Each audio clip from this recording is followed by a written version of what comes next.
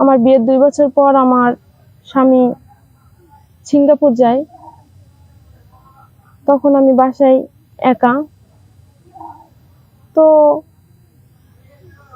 আমার স্বামী সিঙ্গাপুর যাওয়ার পরে আমার কাছে, আমার স্বামীর কাছ থেকে আমার যে আশাটা, ওটা আমি কিছু ফিল করছি না। কারণ আমার স্বামীর ফিলটা আমার দেওরের কাছ থেকে আমি পাই। আসসালামু আলাইকুম, আমি কুয়াশা বলতেছি। আমার বাসা নারায়ণগঞ্জ। আমি আপনাদের কাছে আমার জীবনের কিছু বাস্তব ঘটনা শেয়ার করতে চাই। তো আমি যখন কলেজে পড়তাম তখন আমার একটা ছেলের সঙ্গে রিলেশন ছিল। ছেলেটার সঙ্গে রিলেশন কমপক্ষে 1.5 বছর 2 বছর যাবত। তো ওর সঙ্গে আমার অনেক ভালো একটা গভীর একটা রিলেশন। তো আমরা অনেক জায়গায় ঘুরতে গেছি, অনেক জায়গায়, অনেক রেস্টুরেন্টে গেছি, অনেক জায়গাতে সিনেমা দেখতে গেছি, মানে অনেক আনন্দ করছি, ফুচকা খাইছি, অনেক জায়গাতে ঘুরতে গেছি, অনেক আনন্দ করছি। তো এরকম ভাবে আমাদের সম্পর্কটা চলতে থাকলো। ও আমাকে অনেক ভালোবাসতো, আমিও ওকে অনেক ভালোবাসতাম। একদিন হঠাৎ করে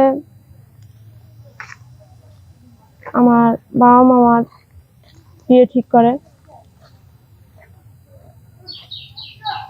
তো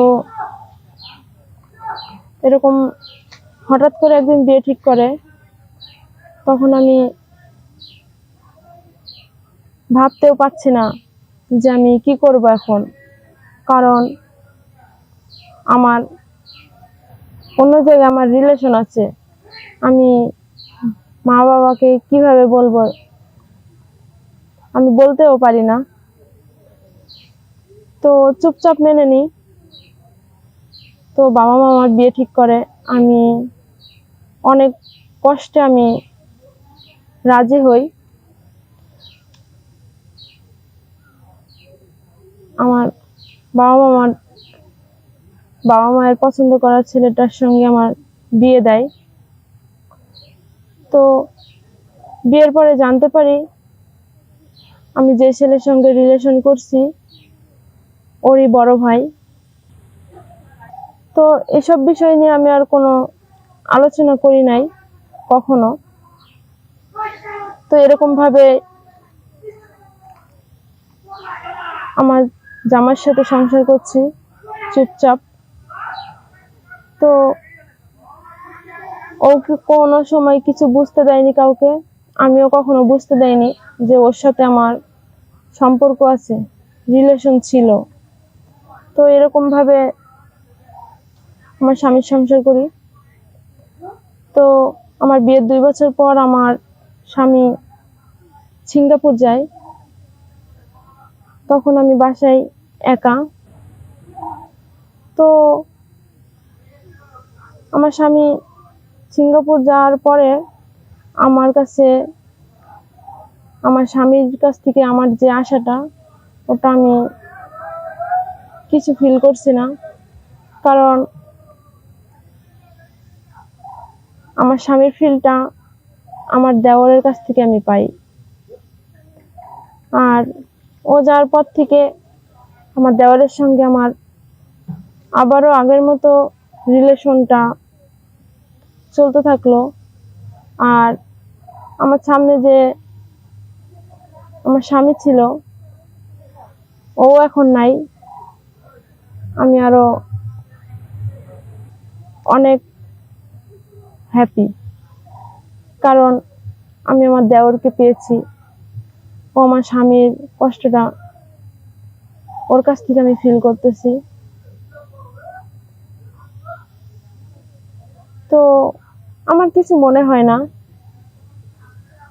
যে আমার জামাই সিঙ্গাপুর থেকে আমার আসলেও আমার চলবে, না আসলেও চলবে।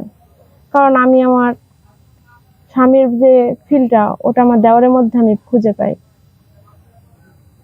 তো এরকম ভাবেই আমার দেওর আর আমার সম্পর্ক চলতে থাকে। তো হঠাৎ করে একদিন দেখি আমার জামাই আমাকে ফোন দেয় আজানের সময়। ফোন দিয়ে আমারে বলে যে আমি বাসায় চলে আসছি।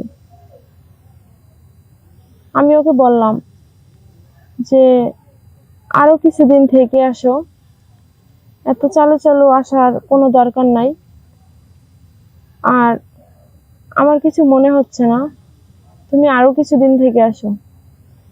তো আমার স্বামী আমাকে তখন প্রশ্ন করলো যে